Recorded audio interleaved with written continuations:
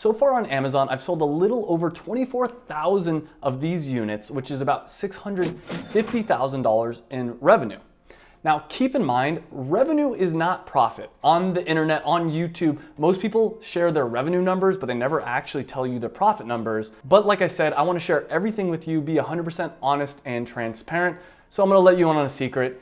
That $650,000 I don't get to put in my pocket. And in this video, I want to share everything with you. I'm going to share with you my numbers. I'm going to share with you how I launched this product, because I did something that was very different from what everybody else is doing. I'm also going to share with you the biggest mistakes I made. This is the video I wish someone would have made for me, because this I don't consider private labeling. This is private labeling 2.0, and I really believe this is going to be the next big gold rush. So let me share everything with you, and let's start with my numbers. The first expense I have is buying these actual units. It costs money, obviously, to produce that. So that cost me about $170,000 to produce the 24,000 units that I sold. It also costs money every time Amazon takes one of my products from the warehouse and ships it to a customer. In the last year and a half, it's been about $95,000 worth of fees. This is the pick and pack fee.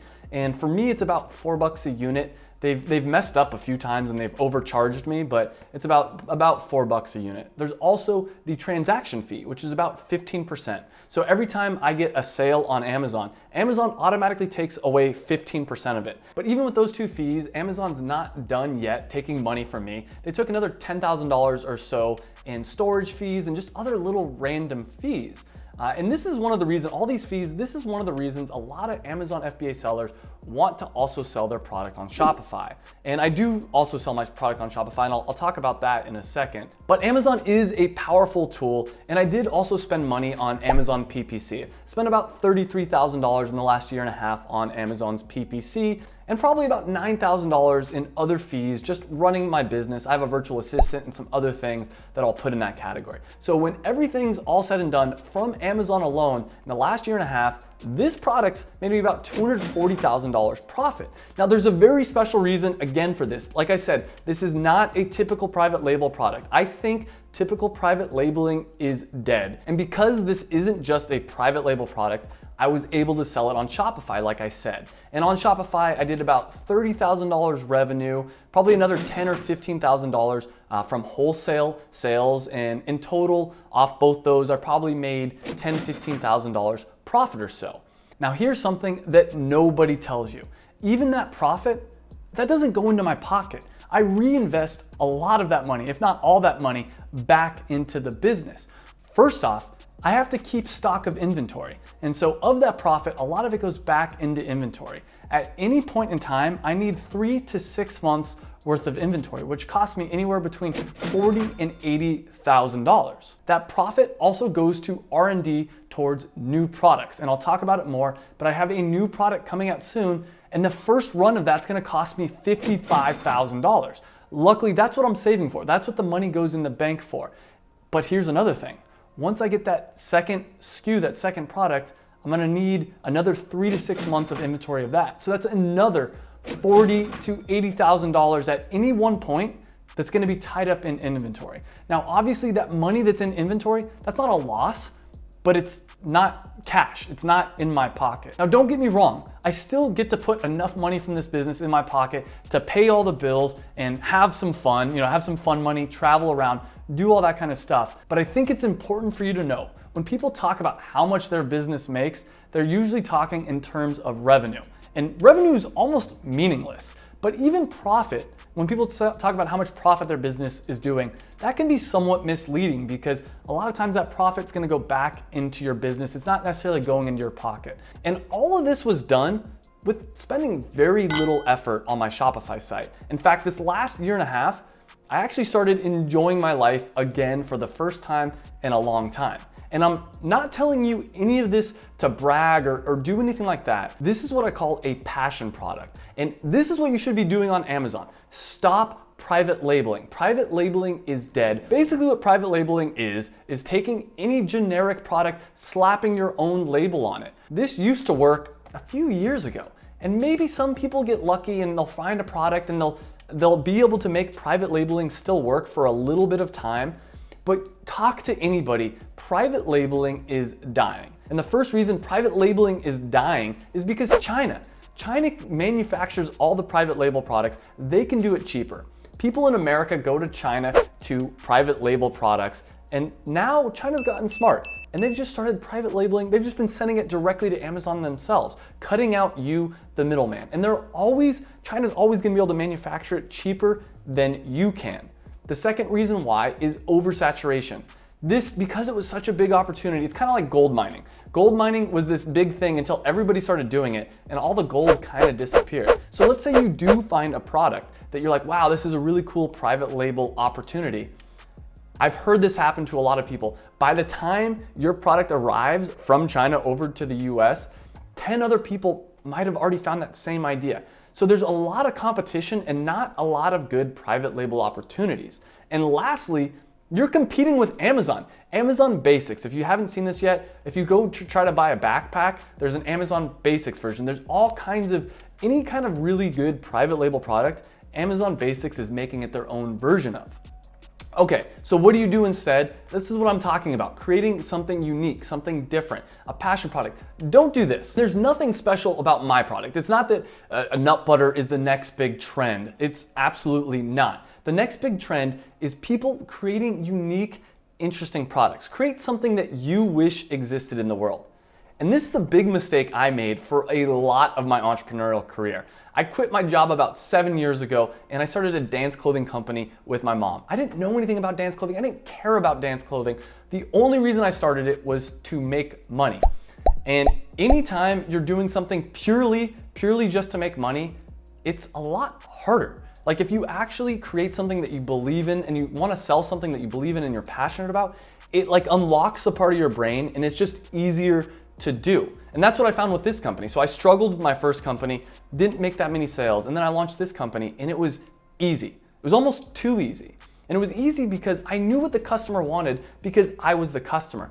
I knew who all the influencers were in the space because I was listening to all their podcasts. So it was easy for me to reach out to them and say, hey, I love your podcast. I love your YouTube channel. Do you want a free sample? Will you share this? Will you promote it? It made every step of the journey easier. It's also important for you to realize that as long as you're just doing your business, just doing whatever you're doing for the money, you are a slave. Now, when I was in the corporate world, I was a slave because I was doing it just for the money. I hated my job. But then what happened? I quit and started a company that I wasn't passionate about, and I was my own slave. I was a slave to myself. And as long as you're doing something purely for the money and you don't believe in the product, you're on this never-ending treadmill. You're gonna say to yourself, all right, I'm gonna be happy once I'm making $100 a day passive income. Then when that happens, you're gonna say, okay, well, I'm gonna be happy when I make $300 a day passive income. And when that happens, you're just gonna keep ratcheting it up. But if you can find a product that you believe in, find something that you wish existed, it makes life better. I wanna explain to you step by step how you can create your own passion product. And it's actually a really simple process. And understanding this is how you slay the money dragon. As kids, we're always told stories about some knight, some hero that goes off, on some kind of crazy adventure, slays the dragon and gets the gold. Well, this is, I think, your opportunity. This is your way of going out and not just, fighting lots of little battles, which in my opinion is what drop shipping is and it's what private labeling is. It's like winning a short-term battle, but how do you actually slay the dragon once for all and get the gold? Well, part of it's the realization that you should be doing something that you love, something that you enjoy. Now, I'm not saying that it's not gonna be challenging. I'm not saying that I didn't put in hard work. I absolutely put in hard work. There's absolutely moments where it was challenging. There's absolutely moments where I hit the bottom.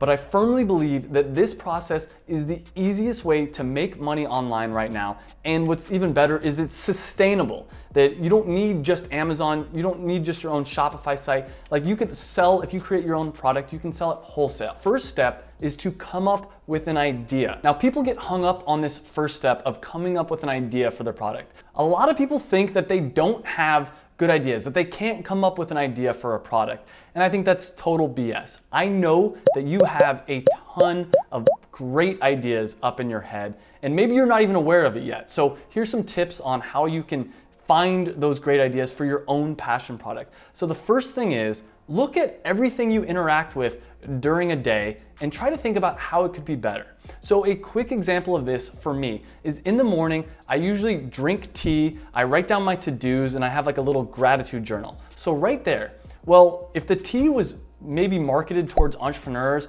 maybe it was somehow higher quality or better, that's one product idea. Second, I write down all my to-dos. Well, I just write it down in like an old notebook. But if someone came out with a to-do notebook that was properly structured and it actually asked the correct questions, I'd probably rather use that.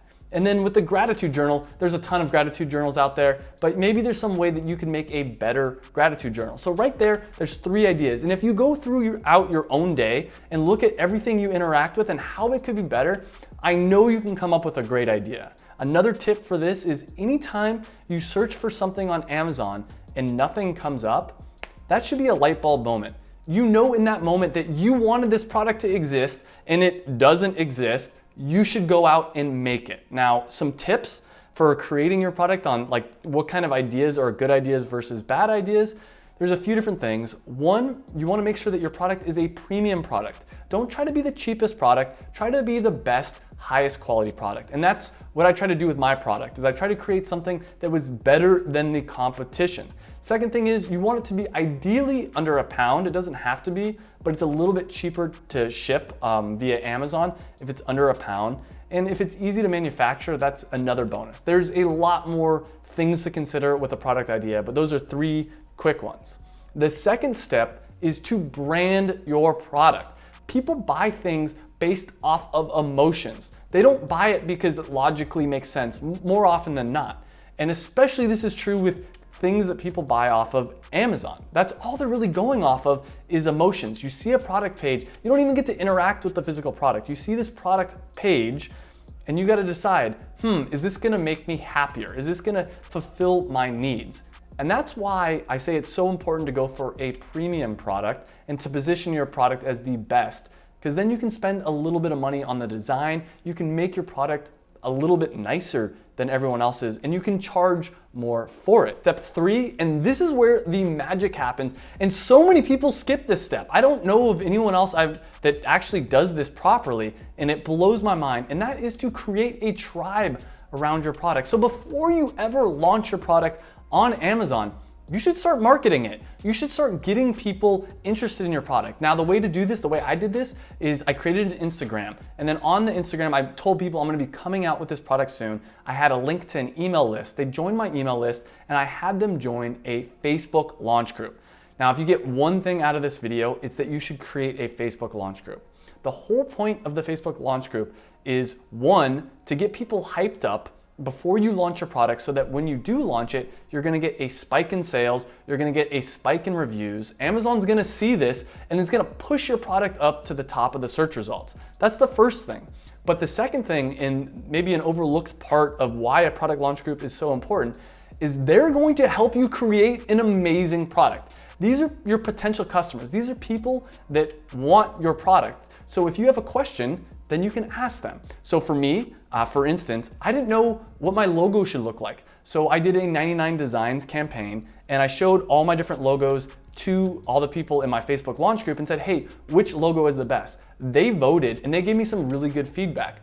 I showed them my initial product design and they said, oh, you know what? You should add some color to it. It doesn't look like food if it doesn't have color. And I'm like, duh.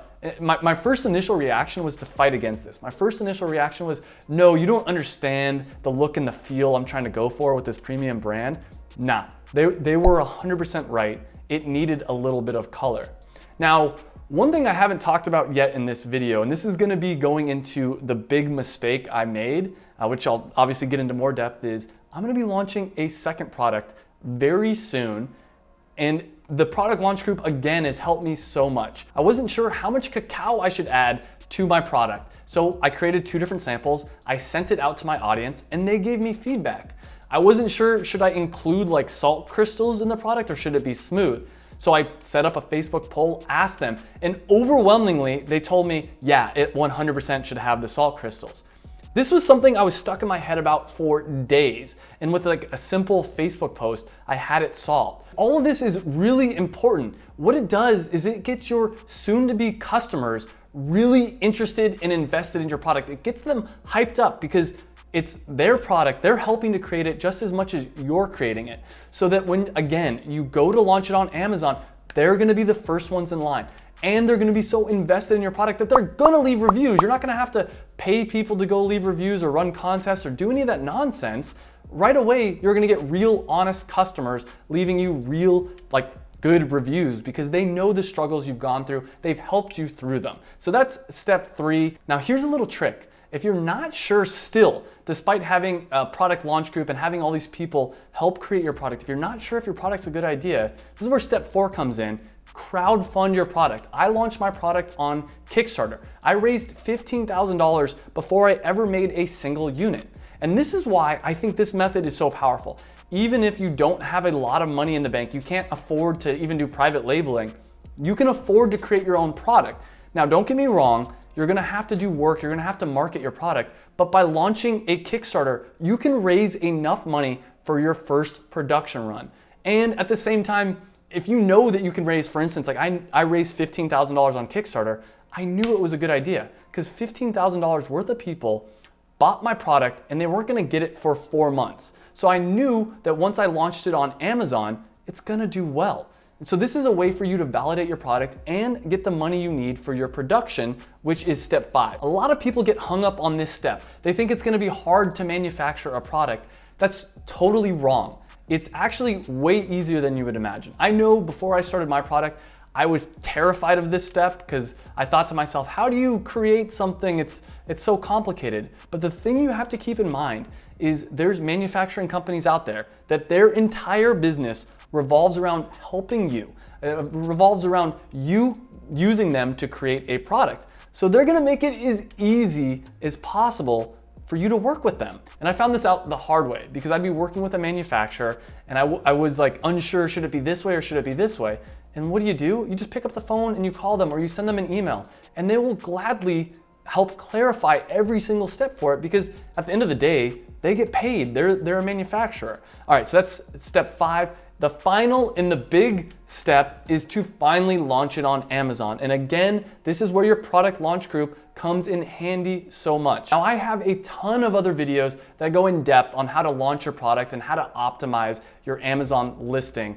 But I'm gonna be coming out with an hour-long epic tutorial on that. So make sure to hit that subscribe button because I'll be coming out with that in the next few weeks. But let's get into the big mistakes I made and the big lessons learned. And again, these mistakes cost me tens, if not hundreds of thousands of dollars. So please pay attention during this part. I think this is probably one of the most important parts of this video. The first mistake I made was not putting more energy into growing this company.